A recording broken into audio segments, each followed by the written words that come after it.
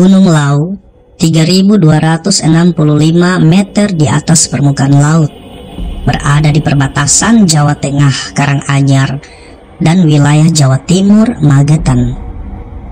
Gunung Lau adalah salah satu gunung favorit para pendaki karena keindahan jalurnya, sabana, dan cerita-cerita mistis yang berkembang tentangnya. Menuju titik awal pendakian Gunung Lau bisa menggunakan bis antar provinsi atau kereta dengan waktu tempuh kurang lebih 10 jam. Teman-teman, awal September 2016 yang lalu, saya bersama 10 teman merealisasikan pendakian ke Gunung Lau. Perjalanan kali ini sangat menyenangkan sebab banyak yang seru untuk diceritakan. Jadi, sepulang kerja, saya langsung menuju stasiun Pasar Minggu, transit untuk ke Kemayoran. Karena nggak dapat tiket kereta buat berangkat, kami cuma punya tiket pulang. Kami memutuskan untuk naik bis malam Damri yang poolnya berada di Kemayoran, yang juga sekalian dijadikan sebagai meeting point. Ceritanya teman-teman, saya diajak oleh seorang teman, Adam Arwi namanya. Saya baru mengenal teman-teman lainnya saat di Damri Kemayoran. Bang Irwan yang dipilih sebagai leader. Bersama Bang Irwan, Bang Deno Saputra, Firmansyah, Adam Arwi, Bang Heru, dan Jenny Jana, saya berangkat dari Jakarta untuk bertemu teman-teman pendaki yang sudah menunggu di Terminal Tirtonadi, Solo. Karena long weekend, jumlah penumpang melonjak pesat. Dan salahnya, kami nggak beli tiket bis beberapa hari sebelumnya. Teman laki-laki kesana kemari mencari tiket, sementara saya dan Jen menjaga tas sambil bertukar cerita. Beberapa saat kemudian, mereka kembali dengan wajah muram lantaran kehabisan tiket bis. Karena saat itu perut keroncongan, kami mengisi perut dulu sambil memikirkan cara buat berangkat ke Solo. Sedang asik makan pecel lele di samping pool Damri sambil ngobrol soal keberangkatan, ada seorang bapak-bapak berambut gondrong dan bertubuh tinggi ikut nimbrung. Dia menawarkan untuk mengangkut kami dengan mobilnya. Kebetulan teman-teman, ia hendak menuju ke Solo juga bersama istrinya.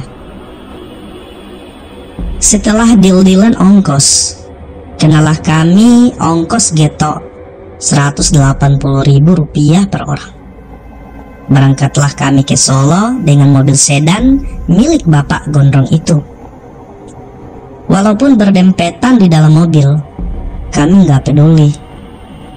Ayolah, yang penting sampai, pikir kami. Perjalanan nggak semulus yang kami pikir.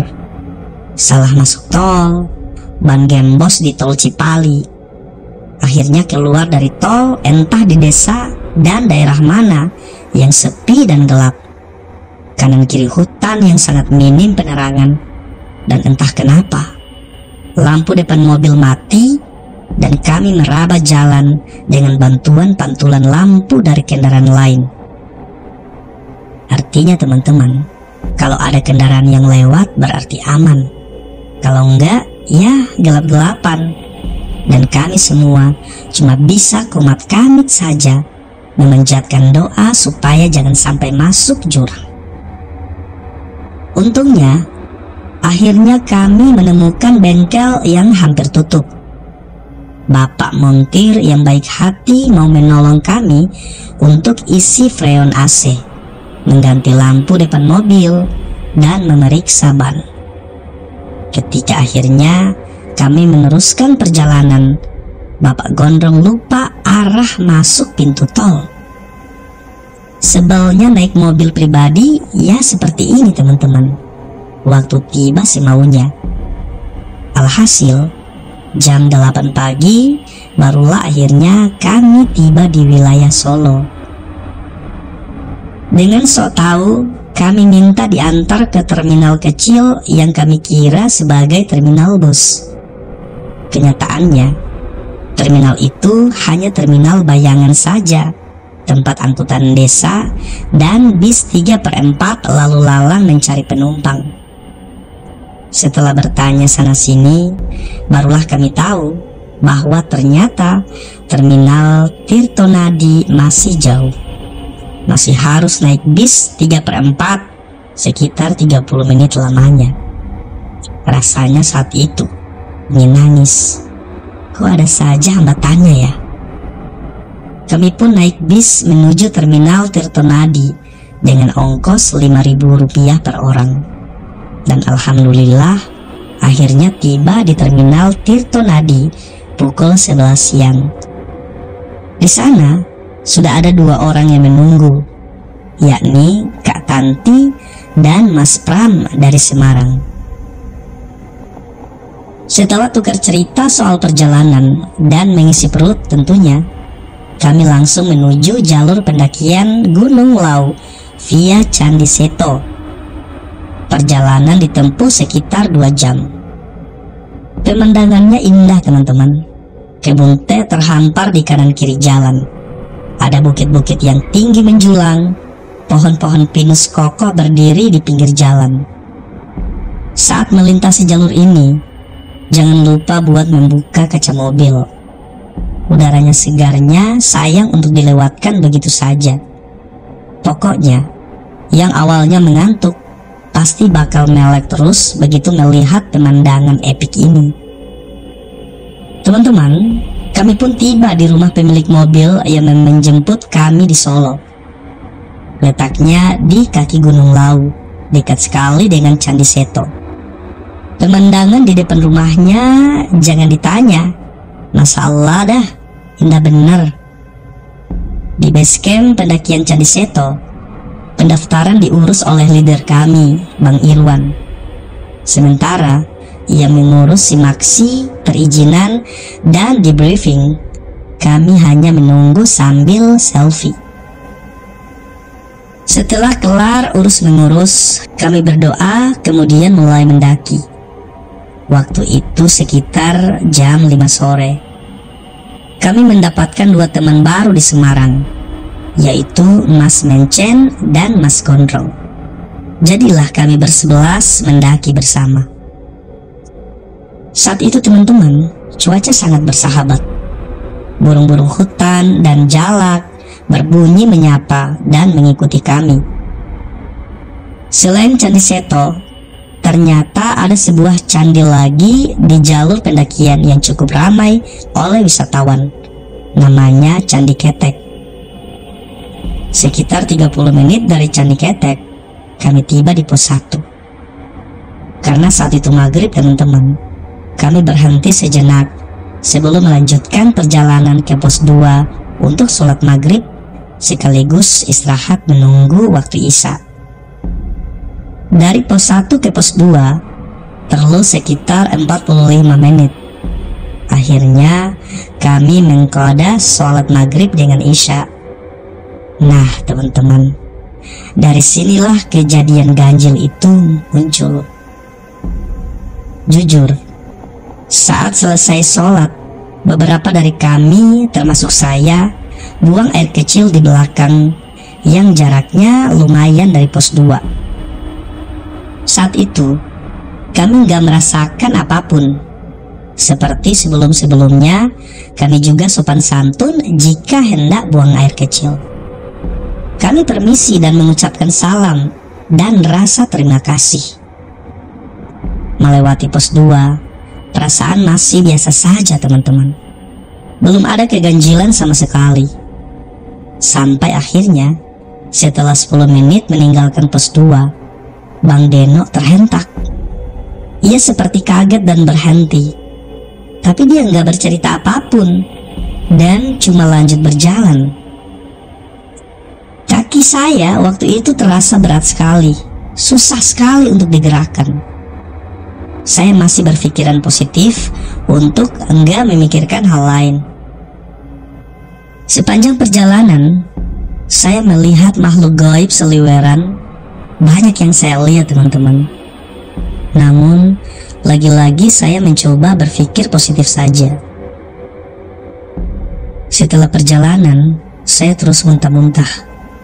Akhirnya saya terjatuh. Saya dipapah untuk berjalan sebentar sampai ke pos 3 yang tak jauh dari lokasi saya jatuh. Di pos 3, teman-teman istirahat dan saya meluruskan tubuh saya sejenak. Lalu, saya nggak ingat apapun lagi. Namun teman-teman, menurut cerita semua teman-teman pendakian, saya kemudian tertidur. Saat teman-teman sudah selesai masak mie instan, Adam mencoba membangunkan saya. Tapi saya nggak bangun-bangun. Sampai akhirnya teman-teman semua panik. Setengah tubuh saya sudah sangat dingin sekali, teman-teman. Saat itu mereka mengira saya kena hipotermia. Lalu Kak Tanti dan Jen Jana mengganti pakaian saya, membungkus saya dengan sleeping bag, sarung, dan memeluk saya sambil membangunkan saya berulang kali. Saya sama sekali nggak bereaksi. Menurut cerita teman-teman, napas saya hilang, timbul, dan tipis sekali. Badan saya juga sudah sangat dingin dan wajah sangat pucat. Teman-teman sangat takut saya kenapa-kenapa. Kak Tanti dan Jen Jana pun menangis membangunkan saya. Teman-teman ada yang membacakan surah Yasin sambil terus berusaha membangunkan saya. Sampai akhirnya Bang Deno memegang dan memeluk saya. Karena dia juga tahu hal-hal gaib. Dia bilang ke teman-teman kalau ada yang mengikuti saya. Bang Deno terus mencoba membangunkan saya. Namun saya nggak bereaksi. Beberapa kali juga dia memberikan nafas buatan, namun tak ada reaksi juga. Akhirnya teman-teman, entah apa yang dilakukan oleh Bang Deno, saya pun tersadar dan muntah berkali-kali. Saya kaget dan heran melihat teman-teman yang menangis dan tertawa lega melihat saya bangun. Saya cuma bisa melongo karena nggak ingat apapun. Tapi yang saya tahu, tadi saya mimpi bertemu 3 orang pendaki, seorang laki-laki dan 2 perempuan, yang salah satunya berkerudung. Yang saya ingat, si laki-laki ini mau minta tolong kepada saya, sementara si perempuan berjilbab meminta saya mendengarkan ceritanya. Perempuan satu lagi hanya tersenyum-senyum dan berulang kali terbahak-bahak. Saat saya siuman, tak seorang pun teman yang mau bercerita. Kalau saya bertanya, pada kenapa sih? Ada apaan? Mereka hanya tersenyum-senyum tapi bungkam.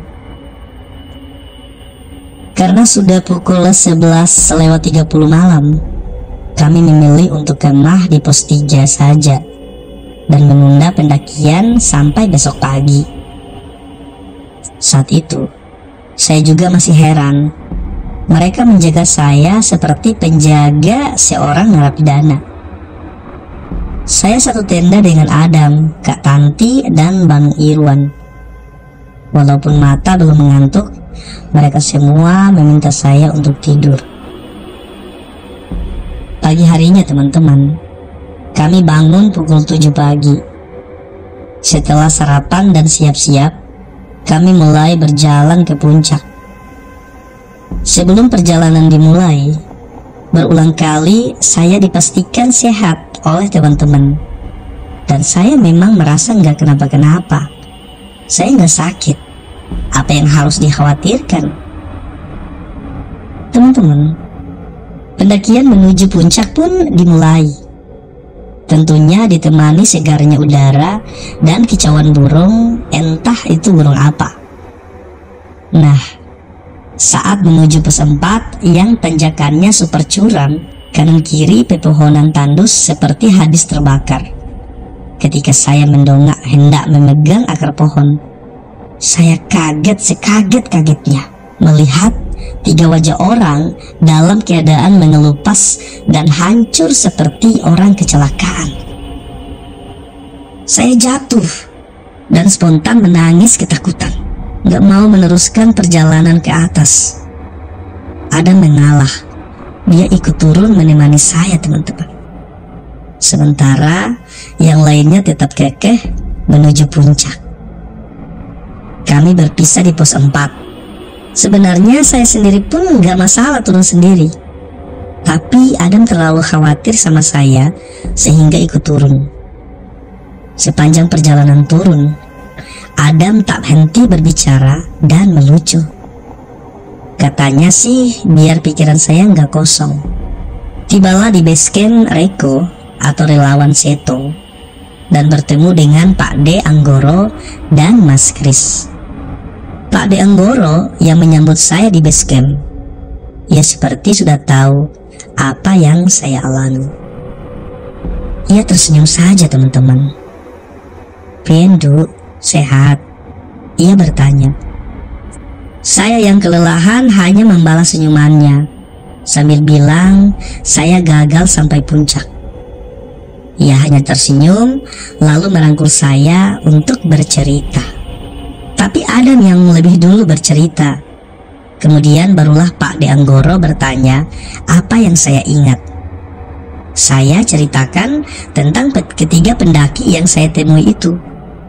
Tiba-tiba saya spontan menyebut nama Kartini. Ternyata teman-teman, menurut cerita Pak D Anggoro, dulu terjadi bencana yang sangat menyeramkan, yaitu kebakaran Gunung Lau di jalur Cemorosewu dan Ceto. Hanya saja bagian Ceto cuma kena sedikit, yakni di sekitar pos 4. Menurut ceritanya, yang wafat ada 9 orang lebih. Ada 4 korban kebakaran yang sangat susah untuk diidentifikasi jasadnya. Pak D Anggoro bercerita, mereka memang biasa menampakkan wujudnya untuk mengajak pendaki berinteraksi atau sekedar muncul saja. Banyak yang gak kuat teman-teman, sampai kesurupan, drop, sakit. Bahkan ada wanita asal Tegal Rejo yang kesurupan dari atas sampai base camp, lalu karena gak kuat akhirnya wanita itu pun meninggal. Saya pribadi gak tahu sedikit pun tentang tragedi Lau. Yang saya pernah baca cuma soal si nenek minta gendong dan pasar setan yang mengharuskan kita untuk melempar duit berapapun jumlahnya kalau ada suara berbunyi tumbas opo atau beli apa di tengah alunan gamelan dan riuh rendah seperti di pasar. Ternyata teman-teman, masih banyak misteri Lau yang belum banyak diceritakan. Beliau hanya geleng-geleng kepala saja. Akhirnya, dia memancing penglihatan saya untuk menerawang apa yang ada di daerah Bulak Peperangan dan Pasar Dieng. Dengan gamblang, saya menceritakan apa yang saya lihat saat itu dan dibenarkan oleh Pak D Anggoro. Karena semakin penasaran, dia pun bertanya tentang bangunan di dekat base camp. Lagi-lagi saya menceritakan apa yang saya lihat teman-teman. "Kepiye to wis dikandani ra dirungokke," kata Pak D Anggoro. Ternyata menurut si Pak D, kemarin sebelum kami mendaki, saat briefing Pak D sudah memperingatkan sebaiknya jangan nanjak dengan jumlah ganjil. Dia juga memastikan apakah kami yakin mau mendaki pukul 5 sore. Kenapa nggak pagi atau siang atau malam sekalian?